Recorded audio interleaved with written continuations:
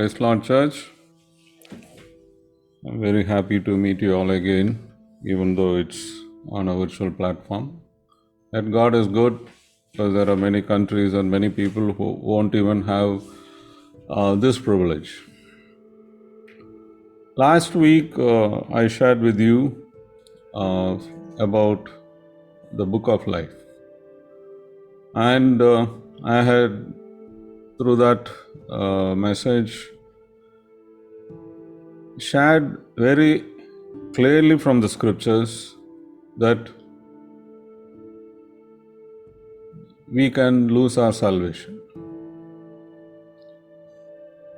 I very clearly the scripture reveals how we earn our salvation, how we should keep our salvation, grow in our salvation, and those who are not found victorious at the end, their name could be struck from the book of life. So, two categories of people don't enter the kingdom of God.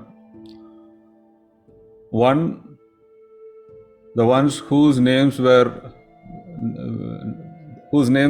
appeared in the book of life in the first place. That is one category. And the other category that is more important is those who were saved, they were born again, and yet they lived in sin.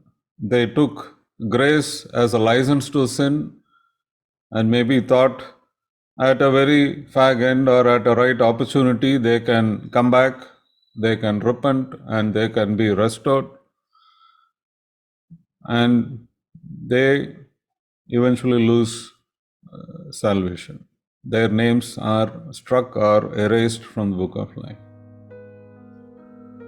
So be careful where you fellowship, with whom you fellowship, and if what is being taught there doesn't align with the Word of God, maybe the ambience could be exciting, the worship could be fantastic, they will have a lot of people following you up and offering you very warm fellowship,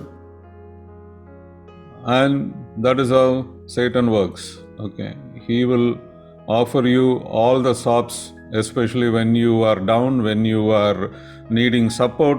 They will go all out to support you, and primarily it is to deceive you and rob your salvation. So it's necessary that we are aware of it, we are always alert, and we work towards progressing in our life of salvation. Apostle Peter mentions salvation as a journey. On the day you committed your life to the Lord and got into the baptism tank, signifying your death to the world and your resurrection into the kingdom of God, is not permanent. It is a threshold. Your journey starts there, and your life journey should consistently produce appropriate spiritual fruits, and your life journey should be aligned with the Word of God. You have to ceaselessly and continuously, consistently observe and abide with the Word of God in order to ensure that we are eligible for the crown of life. So today, I'd like to share with you about the book of destiny. Maybe the Bible doesn't very specifically name the term destiny over there, but there are many references that are very clearly pointing towards that. So today I'd like to share with you a compilation of all that, and that will help you.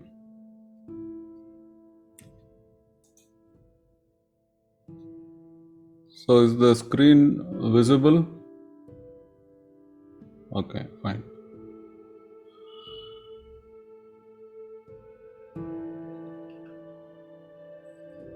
It was done in a hurry, so the animation is not there. You will have to see all the verses together. I think. Just one moment.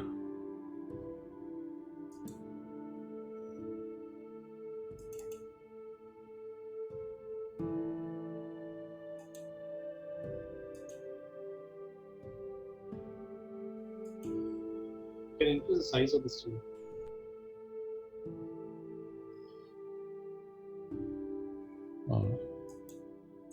Now it's better. Yes, Pastor. On the bigger screen is visible, but there's a plus sign below. If you increase it, it may increase the size, the page Okay. size. Yeah, fine.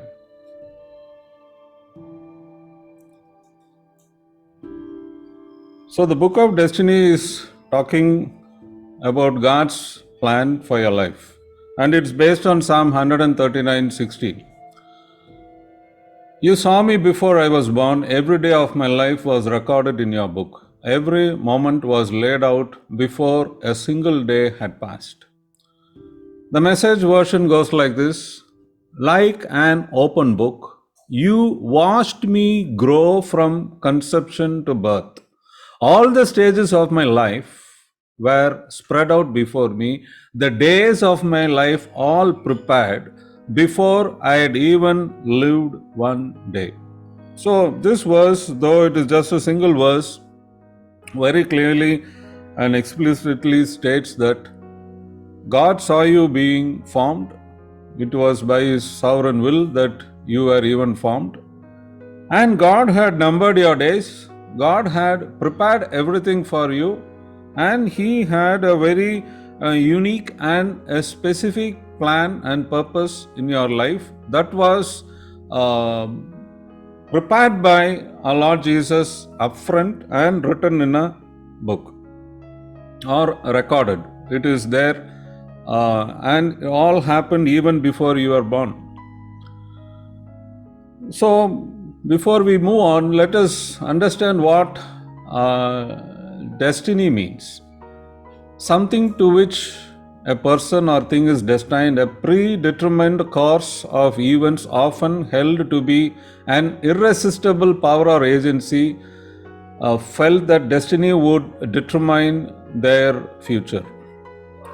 Destiny commonly refers to the specific future or outcome that results from a predetermined or inevitable course of events. So some of the synonyms of destiny are doom, fate, lot, vocation. Vocation.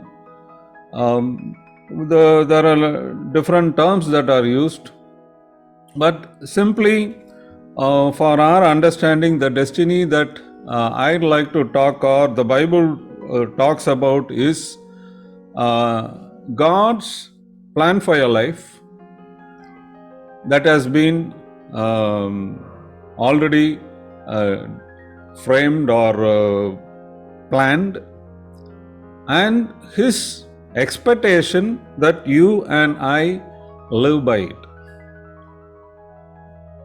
Now, oftentimes the trouble we have is a conflict between free will and destiny. So I thought I will address this issue also for a larger understanding, otherwise it will appear to be conflicting. So, in the book of Genesis, chapter 2, verses 9 as well as 15 and 16, we read about the tree of life and the tree of knowledge.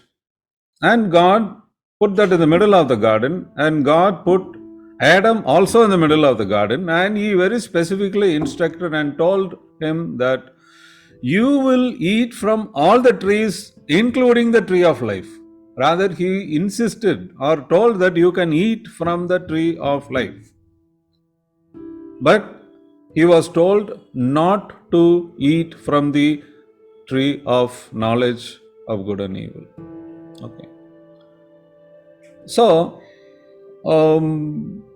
this talks about free will. While he was given permission to live there and eat from everything, he was instructed not to eat of this. And eventually, you will find Adam enjoyed everything else, but he did not eat from the tree of life in which he was permitted to eat. On the other hand, he was deceived into eating from the tree of knowledge and being banished from the presence of God. So he was given a free will and also told about the consequence of following his free will or subscribing to his free will, because he told, on the day that you eat from the tree of knowledge, you will die. So the consequence also was very clearly told, and yet Adam chose to be deceived and observe or take advantage of the free will, and the consequence of is what we are all facing now. Okay, now we'll gain more understanding of it as we move on. I'd like to compare the life of Saul and David. So, until that period of Samuel, the Israelites only had a prophet or a judge or a priest leading them and keeping them together and advising them and looking into their welfare. Through the priest or through the prophet, they were communing with God. But as they moved around, they saw neighboring nations, also communities like them, have a king. So they started grumbling. The Israelites told to Samuel, like the neighboring nations, we too want a king to lead us into war and to keep us, take care of our welfare. And it grieved Samuel. He took it very personally. Maybe he thought the people are unhappy with his administration or his leadership. And he cried. He was upset. And God told Samuel, the people are not against you, the people are against me. They are wanting to be away from my leadership. So he said, okay, they asked for a king, they will have a king. And the first king was Saul. And Saul was very unique. He was without an equal, that is what the verse says. Saul was choice and handsome. He was vintage, excellent, and without equal among the Israelites. There is not one person who could equal him.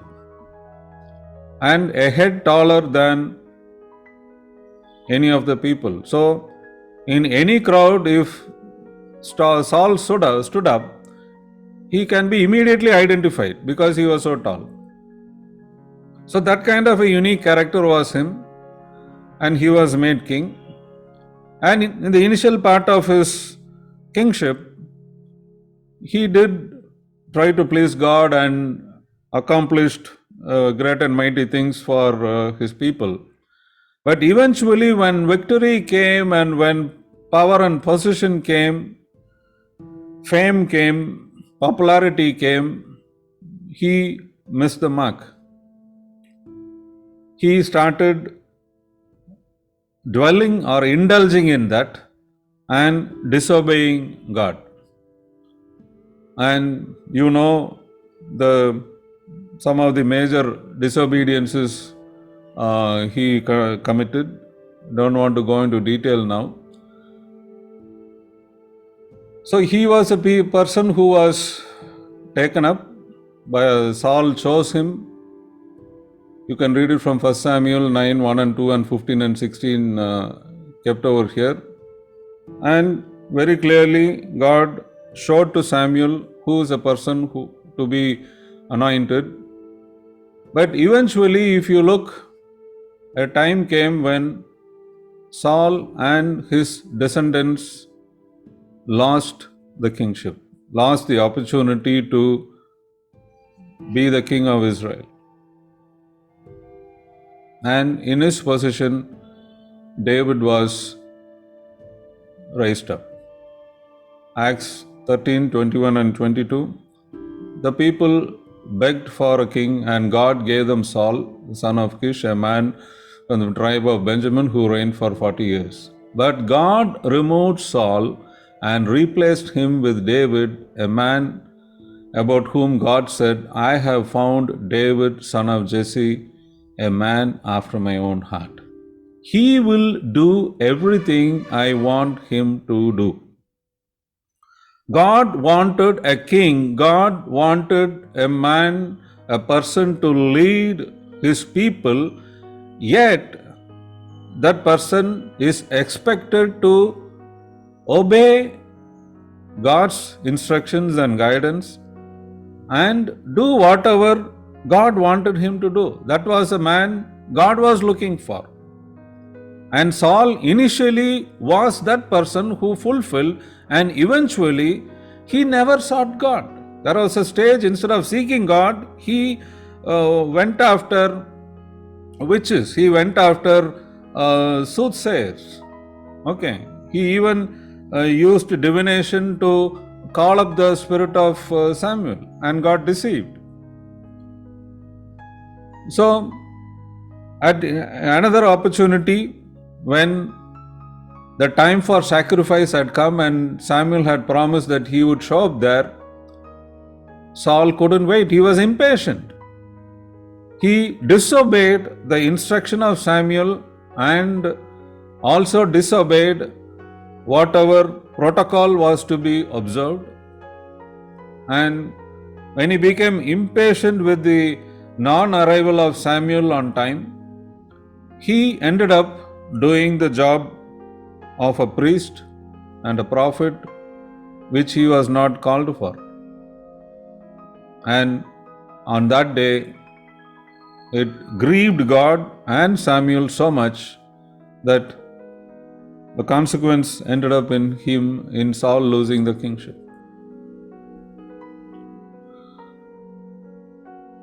So we oftentimes get into arguments, or at least many people have asked me, if God didn't want Adam to eat from the tree of knowledge, why in the first place the tree of knowledge was even kept there?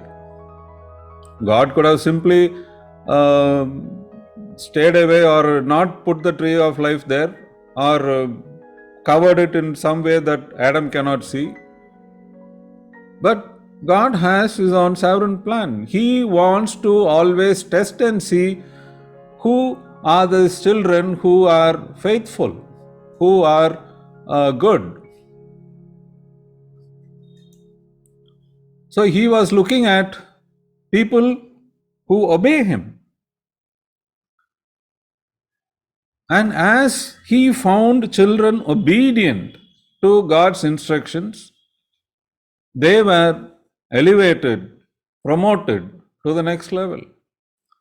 Because God didn't want to in one go provide or reveal everything that he has for that person. It will be progressive. And as we pass through tests, temptations that come our way, and prove our faithfulness to God, he is promoted. You see from the story of Abraham. When Abraham was asked to sacrifice Isaac, he passed the test. And at the time when Abraham was about to kill Isaac and sacrifice, God's angel said, stop it, now I know that you are faithful.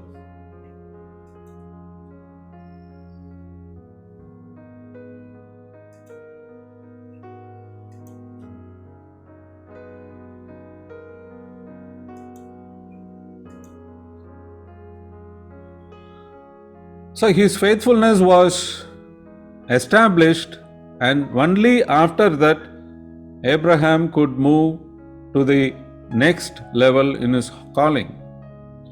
We also know about the life of Joseph.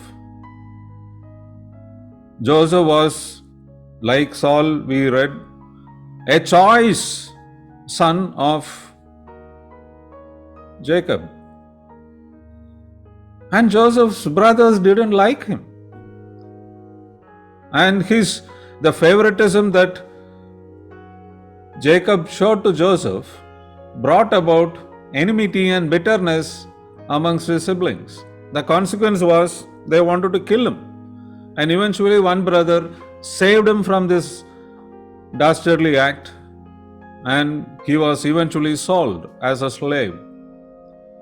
But God permitted all these things in order to test Joseph. And even in Potiphar's home, when Potiphar's wife was seducing him, even though there was no law then, the law was not given. So even if he had committed adultery with her, I don't think that was a sin, because there was no law to condemn or expose his sin. Yet in his heart it was written. Joseph knew in his heart that if I indulge in adultery with my boss's wife, then I am sinning against my boss who trusts me so much, and against God who has a great plan in my life. And because of him not obliging to the seduction plan of Potiphar's wife, he ended up in prison. But again, that was God's plan. That was his destiny, I should say. And that is what eventually catapulted him to occupy the second highest position in the nation of Egypt. He was next to the Pharaoh.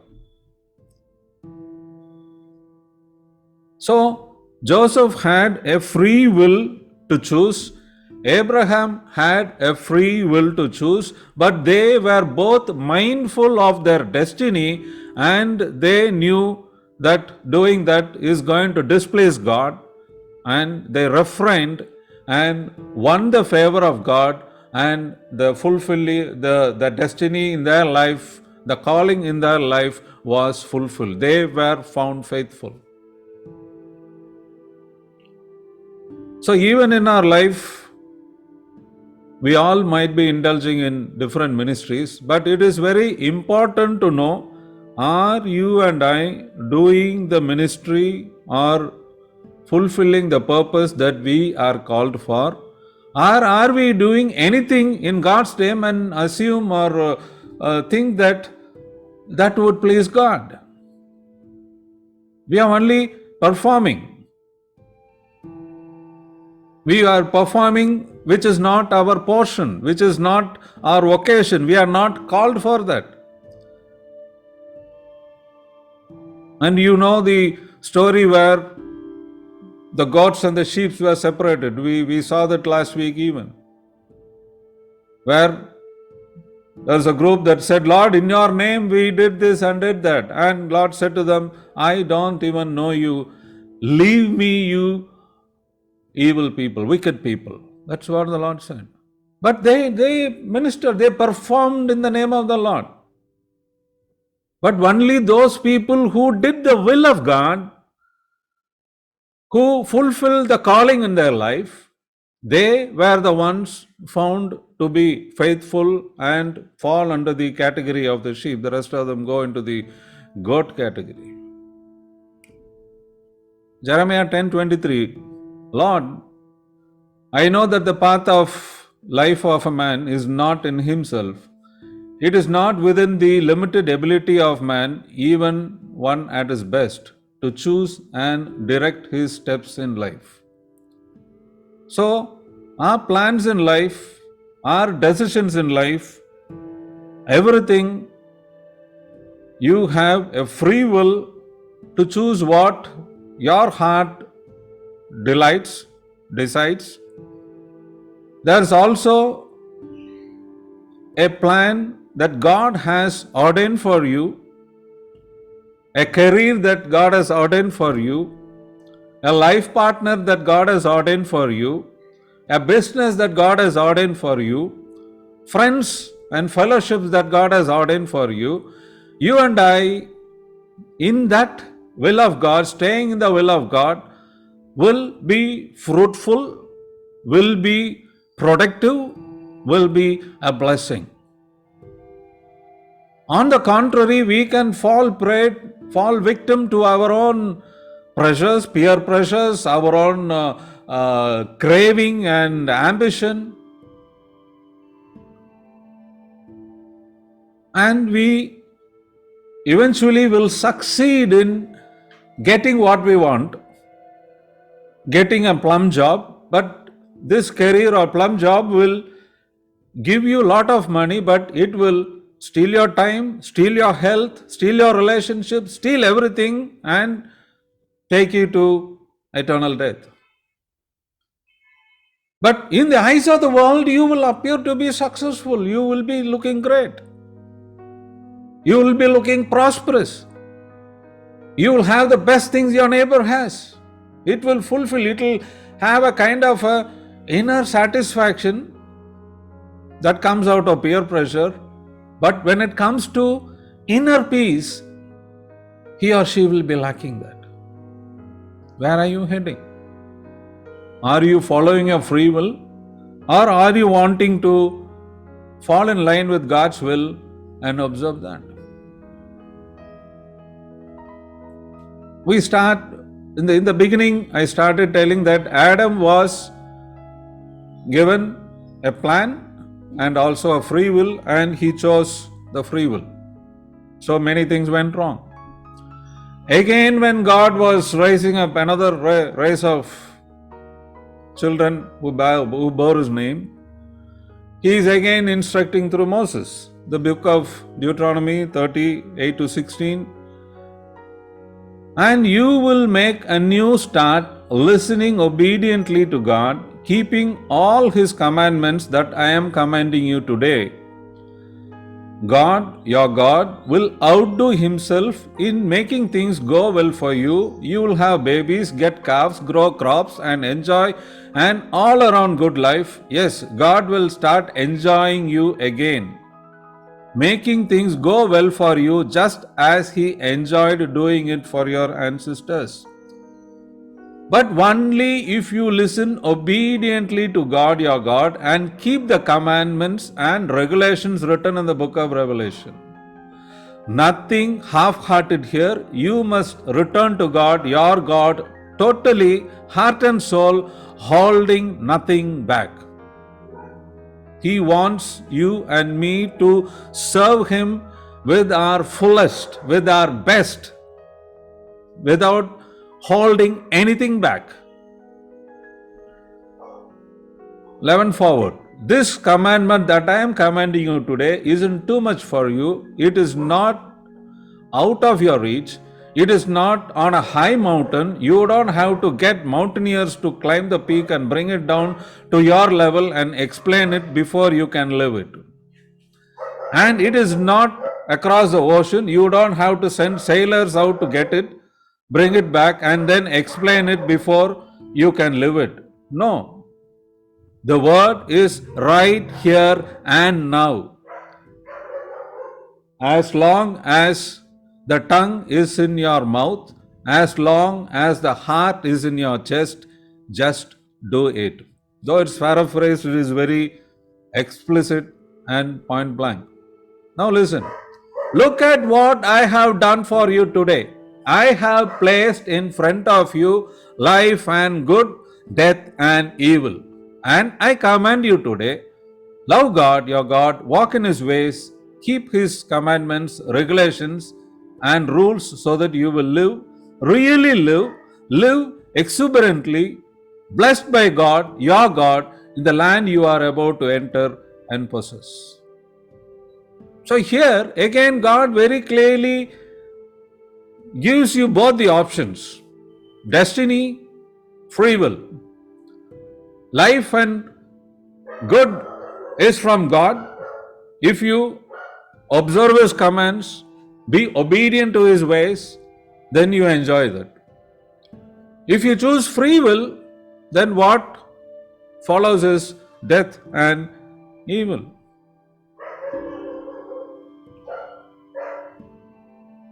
It also should be understood that if you follow God's plan, if you do God's will in your life, in every area of your life, its blessing is not just for you alone, it is a perpetual blessing that goes on from generation to generation.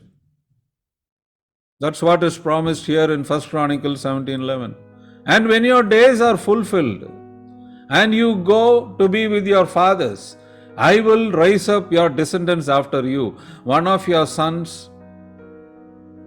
own sons, and I will establish his kingdom. This was the promise that God gave David for he having fulfilled being a good king. And he said, if your descendant, because of what you did in the Old Testament, you will oftentimes read, because of your father David, because of your ancestor David, because you fall in his bloodline, because you are his descendant, I am blessing you with this and this. Even though these people did lot of evil and wrong, yet you will find them enjoying the blessings of what David did. Even today, you will also come to know of people from different communities and families where the ancestor would have been a very good person, a very philanthropic person, a generous person, a kind-hearted person who gave a lot of good things and was a blessing to the society. And because of him, the rest, his generations were enjoying the blessing even today. Maybe today the generations are doing evil and wicked things. Yet because of what his ancestor did, the good the ancestor did, they are still enjoying the blessing.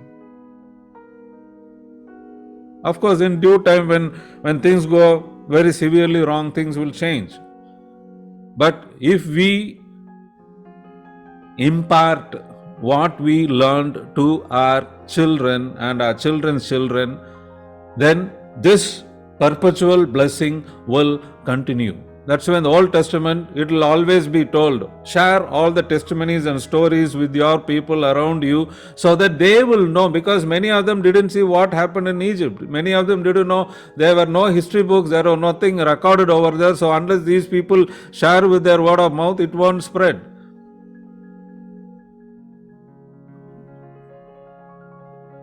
Isaiah 49, 15 and 16. Can a mother forget the infant at her breast, walk away from the baby she bore? No. But even if mothers forget, I would never forget you. Never.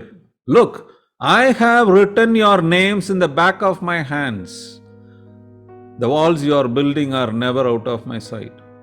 This is a promise that God gave to his children. He says, I have inscribed your name in the palm of my hand. Is there a day in your life that you will never miss to see the palm of your hand? No. Every time you have to see your palm for some reason or the other. And your name and my name are written in God's hand. He can never forget us. All those people whose names are in the book of life are all written in his hands. And the Lord Jesus intercedes for you and me every day so that we will choose his ways. We will not follow our free will. We will not get deceived by what the world offers, what our peers put into pressurizing us to fall in, but he will remind us and he is wanting us to follow his ways.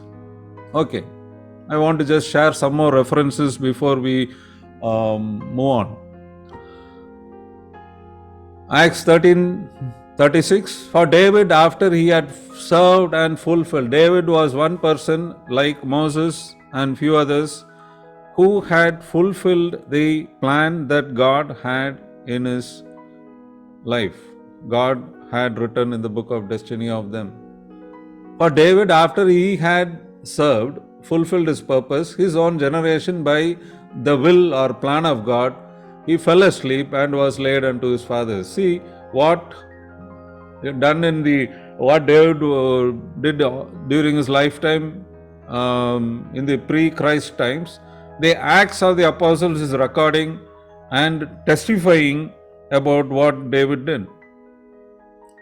In Jeremiah, there's a verse that says in 22:13 about this king Jehoiachin, who appears to be the last king, and it is told that not even though he had children, he lived a life that was not pleasing to God.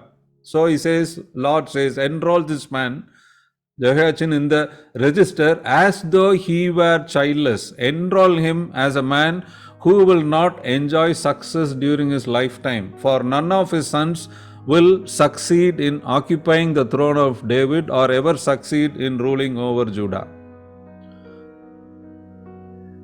In other versions, it is mentioned as record, right, etc. Even though this king had sons, there came a time when God couldn't tolerate, and that was it. Hebrews 10:7. Then I said, behold, I have come. It is written of me in the scroll of the book to do your will, O God. This is a reference about the life of our Lord Jesus that was destined before, and for some reason the author of Hebrews is putting there where Jesus mentioning that, behold, my life is written in this scroll, that I had come to do the will of God. In John 5:19 we can read Jesus telling, I tell you, the Son can do nothing by himself unless he sees the Father doing it. For whatever the Father does, the Son also does. John 12:49-50, I don't speak on my own authority. The Father who sent me has commanded me what to say and how to say it. And I know his commands lead to eternal life. So I say whatever the Father tells me to say. Every day the Bible records that Jesus woke up before dawn, went into the presence of God and prayed. And here praying is not just submitting supplications. Prayer is not a monologue, it is a dialogue, it is two-way. So he tells and he hears, and whatever he hears for the day, he does it that day. Every day the Lord Jesus heard from the Father as to whom he is going to meet, what he is going to say, where he is going and what he is going to do. Everything as instructed by the Father, he went about doing. And the Bible records what I am telling now. So likewise, you and I are also able to, or given this provision. Maybe we were groomed the wrong way since our childhood, so we never got into this system of seeking God every day, hearing from God every day, and doing only God told or said or what you saw God revealing to you. So it's time that we change our minds and be transformed. We will come to that later. In Jeremiah 1:5, it speaks about prophet Jeremiah himself, where it is written, before I shaped you in the womb, I knew all about you. Before you saw the light of the day, I had holy plans for you. A prophet to the nations. That's what I had in mind for you. The Lord had written about Jeremiah even before Jeremiah's birth. Jeremiah 25:5-14. So here again, we hear about the life of King Nebuchadnezzar, predicted, foretold where he will be born and what he will be doing. And it is not only appearing in Jeremiah, it will also appear in other books as well. Then there is also references about, and here you see King Nebuchadnezzar is referred as my servant. Look at this, verse 9. And behold, I will summon okay. And I will send for my servant Nebuchadnezzar, king of Babylon, whom I will bring against this land, against his residents, and against all the surrounding nations. Today you can find similarities to this in the rulers of our nations also. And then we also read that King of Babylon will oppress God's children for 70 years. And in verse 12, when 70 years are over, then God will change the strategy and he'll start the king of Babylon, start punishing the king of Babylon for all the evil that was rendered to his children. And this is what Daniel refers, knowing that 70 years of captivity is over and still Israel didn't see its deliverance. So he goes into a time of fasting and prayer and God reveals a lot of things to him. Likewise, the life of King Cyrus is also predicted upfront. Years before this man was born, things were written about him. And he lived up. You will read that in Chronicles, in Ezra, as well as in other books. So I just shared or compiled all these references. This, don't read it as a prophecy or something like that. It is just to explain to you that the life of all these people whom we just saw were some references that are in the scriptures to confirm about the existence of the book of destiny. Okay. So it was there, and it is from that book. If for example, imagine I have seen and I have experienced myself people sharing or prophesying over me, different prophets in different places, in different times. They don't know one another, but sometimes the prophecies spoken over you are very similar, or in many cases exact. Even the words, some of the key words used in the prophecy will be the very same words. And yet these prophets don't know each other. They speak with the inspiration of the Holy Spirit, but all draw inspiration from the book of destiny. Let's move on. Now, a roadmap to help you discern your destiny. The first and foremost thing if you are keen or wanting to know what's the plan God has in store for your life, then you should acknowledge the truth that this is there. Whatever I am sharing is there. And you should also understand that you have been very fearfully and wonderfully created. In Ecclesiastes 3:11, we read that God has made everything beautiful in His own time. He has planted eternity in the human heart, but even so, people cannot see the whole scope of God's work from beginning to end. The Amplified, He has made everything beautiful and appropriate in His time. He has also planted eternity, a sense of divine purpose, in the human heart, a mysterious longing which nothing under the sun can satisfy except God. Yet, man cannot find out, comprehend, grasp what God has done, His overall plan from beginning to end. So, this was put here to make you understand that every person created or birthed in this earth was created with eternity in his heart. So, to explain this, a very typical example would be, we all know of the black box.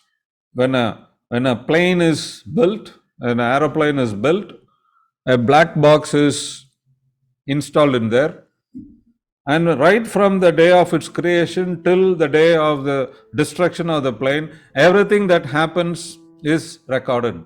Every conversation, every minute detail of things happening in the plane is recorded there. So, in the event of a accident or a plane sinking or being destroyed, they go in search of the black box, and when they go through the black box, they could know what all happened during the journey, and everything recorded they could get to hear, and they come into conclusions based on that.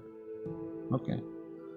Well, that black box is a physical thing. Maybe in today's technology it was possible, not in the beginning of the invention of the aeroplane.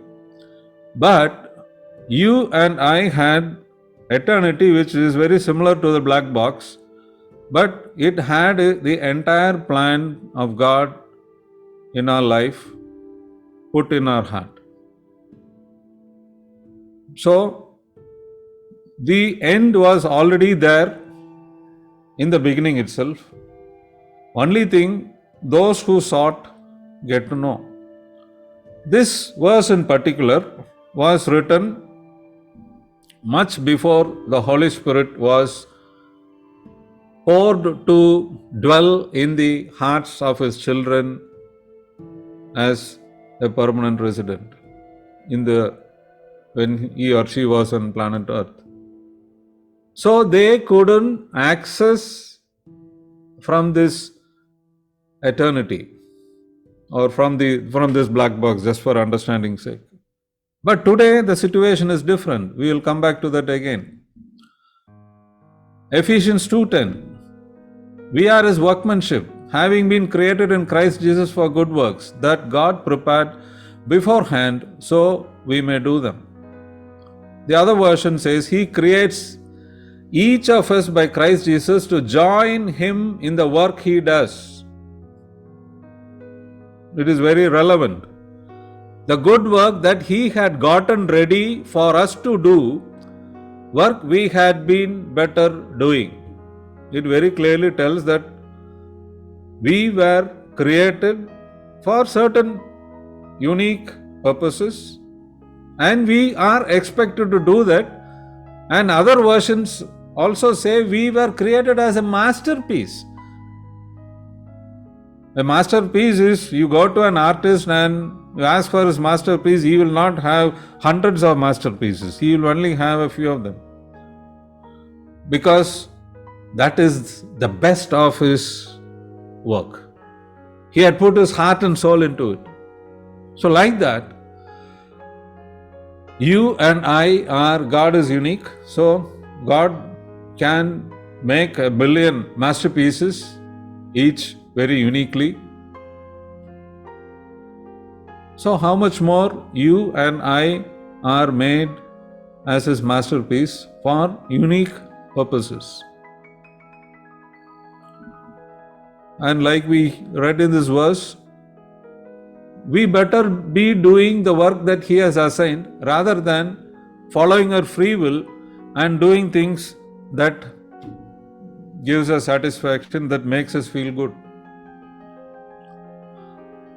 Then there are promises. In Genesis 18, 17 and 18, we all know the story where God comes to meet Abraham before Sodom and Gomorrah was destroyed. So before going to Sodom and see what is happening there, He comes over and there's a negotiation taking place. So after the people go, God says, how can I not tell to Abraham about what is going to happen? In 2 Kings 4:27, we read another story where you also know the story, so I'm not going into detail. Here, the prophet Elisha will now send Gehazi to go and deal with the Shunammite woman, and then finding the situation different over there, he tells, leave that woman alone. She is deeply troubled. But the Lord has not told me what it is. Which otherwise, what I want to draw from this is, this prophet had always a close relationship, and God had been speaking to him and telling him every time what he should do, where he should go. And when it comes to this particular matter, the God had not revealed to the prophet, and that is what he is mentioning. It is just to help you understand that God is always keen about revealing to his servants the plans that he has for you and me. And that's what we read in Amos 3:7 as well. Romans 12:1 and 2 is, you are all very well aware of. We will just quickly examine this particular verse from different versions to have a grasp of its meaning and the promises that it holds. Beloved friends, what should be our proper response to God's marvelous mercies? To surrender yourself to God, to be his sacred living sacrifices, and live in the holiness, experiencing all that delights his heart, God's heart. And for this becomes your genuine expression of worship. Another version says, stop imitating the ideals and opinions of the culture around you, but be inwardly transformed by the Holy Spirit through a total reformation of how you think. This will empower you to discern God's will as you live a beautiful life, satisfying and perfect in his eyes. Another version goes like this. So, here's what I want you to do. God helping you take your everyday, ordinary life, your sleeping, eating, going to work, walking around, doing everything that you think of, and place it before God as an offering. Embracing what God does for you is the best thing you can do for him. Don't become so well adjusted to your culture that you fit into it without even thinking. Instead, fix your attention on God. You will be changed from the inside out. Readily recognize what he wants from you and quickly respond to it. Unlike the culture around you, always dragging you down into its level of immaturity, God brings the best out of you, develops well-formed maturity in you. This is the Amplified Version. Therefore, I urge you, brothers and sisters, by the mercies of God, to present your bodies, dedicating all of yourself set apart as a living sacrifice, holy and well-pleasing to God, which is your rational, logical, intelligent act of worship. And do not be conformed to this world any longer with the superficial values and customs, but be transformed and progressively changed as you mature spiritually by renewing your mind, focusing on godly values and ethical attitudes, so that you may prove for yourself that the will of God is that which is good and acceptable and perfect in his plan and purpose for you. So, what you heard is very, very explicit. I gave you from several versions, some of them paraphrased, yet it makes more understandable. 1 Corinthians 2:10. It was to us that God revealed these things by his Spirit, for his Spirit searches out everything and shows us God's deep secrets. So, what is in your black box can be revealed through the power of the Holy Spirit who is dwelling in you now. It was not there in the time of King Solomon. Even though he was blessed with wisdom, it was a different kind of wisdom, and you know its consequences. He eventually became the wealthiest and wisest man, but that also led him to a lot of evil. I'm not telling that he was misled, but he again chose to follow his free will. He didn't fall into obeying the will of God. And in his last stages, he realizes that, and that is why he authored the Ecclesiastes that is so refreshing and exposing all his follies. But you and I are a different tribe. You and I are a blessed generation. We have been blessed with the Holy Spirit, and we have been called to partner with the Holy Spirit. And with the indwelling presence of the Holy Spirit that was there earlier, which was lost when Adam sinned, but restored through Christ, you and I now are again back into the status that Adam enjoyed with God. We have access to the throne of grace. We don't need priests to mediate in between. Christ is our high priest, who is always there, willing and ready, interceding for us.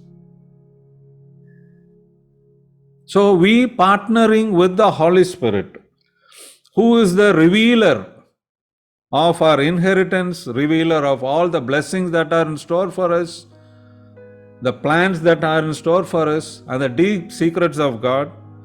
He is able to teach us His ways. 1 Corinthians 2, 9 to 16. We already read this, but for your benefit it's again shared here.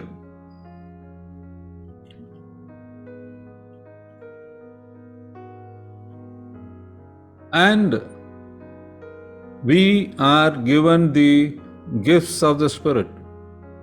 And through the gift of knowledge, the gift of wisdom, and the gift of discernment, we can draw from the book of destiny. The Holy Spirit can help us reveal what God has in store for us. Maybe you may not be able to access those things that are needed at a later date, but what is needed for you for the day, your daily bread, what you needed for this week or this month, will be revealed to you.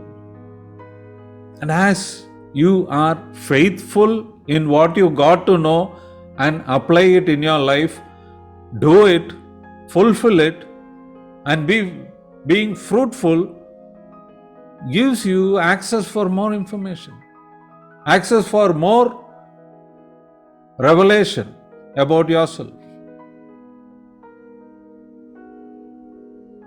Don't copy the behavior and customs of the world, but let God transform you into a new person by changing the way you think. Now, we should not get carried by the experience we gained all these years, the testimonies that we came through, or God worked through our life. That should not be the basis of the next level, because God is progressive. The verse says, morning by morning, His mercies are new, His grace is new. Morning by morning, He refreshes us. So He doesn't want the stale old thing. If you have done something in a particular way yesterday and you think you have continued doing it and have gained much experience and you don't need God anymore, you can manage it yourself. This is the commonest mistake everyone does. Because our experience, because we are becoming so complacent, having done repeatedly the same thing, sometimes even people find prayer boring, because maybe if you get to see me praying, maybe I'll be praying the same thing every day. So what you do is you disengage. Anyway, you think I know what is going to talk or pray. So you disengage yourself, you leave your mind wander somewhere. Don't participate. The consequence is the covering of that prayer is not on you because you have rejected it. So if I am praying and if I am praying for the same thing, and if you also join me in the same heart and same spirit and pray with me, you are going to share in the blessing.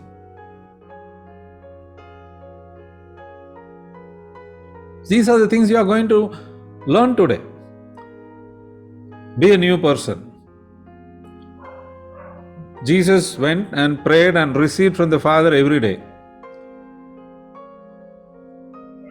And he always had this practice of going before dawn.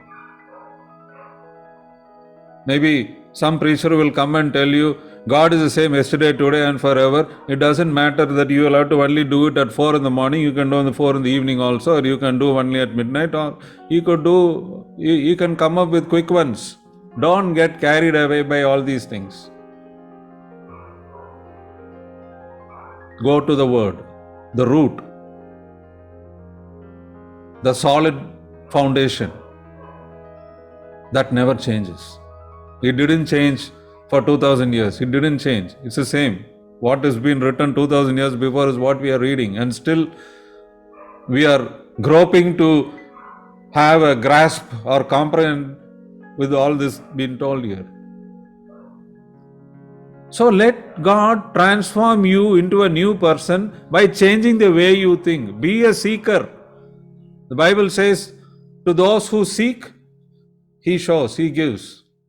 If you ask, if you knock, He opens. You ask, He replies, gives you. Be a seeker of the truth. Be a seeker of your destiny. And your destiny will be revealed. Many of us are more curious to know about others' destiny than our own destiny. What will happen to that person at a particular point of time? No, let's be mindful about ours first. Let us save our souls first. And if we are found faithful and worthy, God will reveal about others to us. Again, to edify them and to groom them and to mentor them in the right way. Not for us to make money out of it. Then you will learn to know God's will for you, which is good and pleasing and perfect. Don't become well adjusted. This we have already read, but yet I have underlined it so that you can make a note of it. Instead, fix your attention on God. When we pray, join along with us in prayer. Don't disengage. Or if you want to be disengaged, don't join. You stay apart and do something else. No problem, that's fine. But when you sit for praying in a group, then don't be physically there. Let your whole being be there. And readily recognize what He wants from you and quickly respond to it. When God starts teaching only, then you become very suspicious and you want to have a second opinion.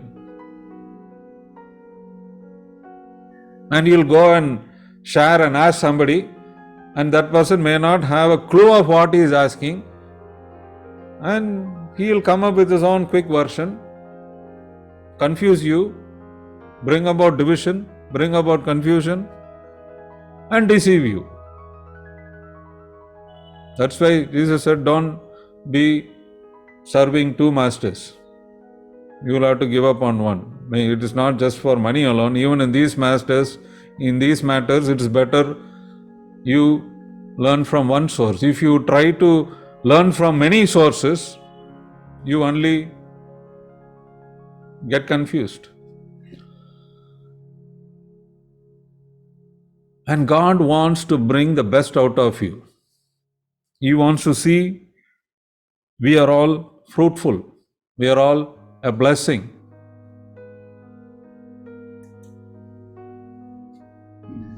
The more we yield, the more we submit, the more we offer ourselves to be transformed,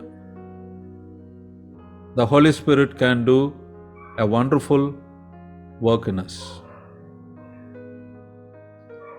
If you are still joining for the sake of being a Sunday Christian, listen, clap, and say, message was fantastic, but don't apply it, then it doesn't help. You can't see any transformation happening. Commit your lives.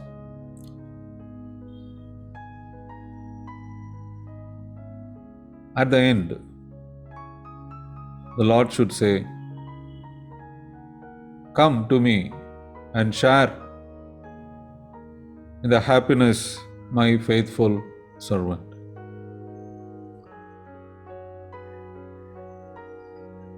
Our lives should be fruitful.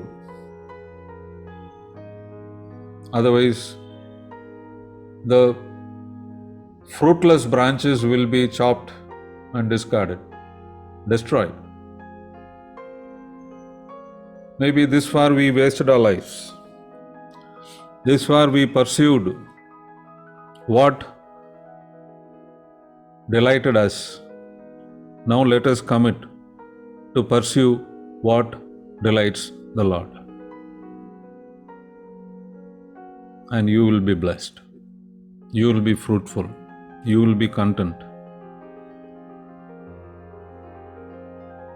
Bible very clearly says, you and I can't even comprehend what the great and rich and mighty blessings that God has in store for each of us. We are just satisfied with the very little things that we enjoy. But what God has in store for us is something not comprehensible. God's blessings are like that. The book of Luke we read, when you give, it is given back to you, pressed down, shaken, and finally poured so much that your place won't hold. When God blesses, that's the kind of blessings that come in every area. Let's commit our lives. Let's ask God to show the way, reveal the plans that He has for us. And whatever good days we missed, let us make good by working hard, by committing and surrendering. Let's pray. Father God, we thank and we praise you. Thank you, Lord, for giving us, Lord, an overview about the book that you have about our lives written, all the plans that you have for us, the purpose for which you created us. I thank you for the Holy Spirit who is sent to dwell in us. Teach us, Lord, through the Holy Spirit to draw insight. Let our book of destiny be open so that, Lord, we could learn what you have for us, have for each of us, and live that out and be a blessing. Let our efforts be fruitful. Help us to be in the center of your will. Help us to say only the things that we need to say. Help us to do the things that you want us to do. Help us to go to places where you want us to go. Keep us, Lord, covered under your protection. Guide us, bless us, strengthen us. We commit our lives into your hands. Prepare us. And like we read in Lord in Romans 12, 1 and 2, help us to offer our lives as a holy and a living sacrifice, so that, Lord, it will be transformed and your will, your perfect will be revealed for us, to us. We ask this in the matchless and mighty name of our Lord and Savior, Jesus Christ. Amen.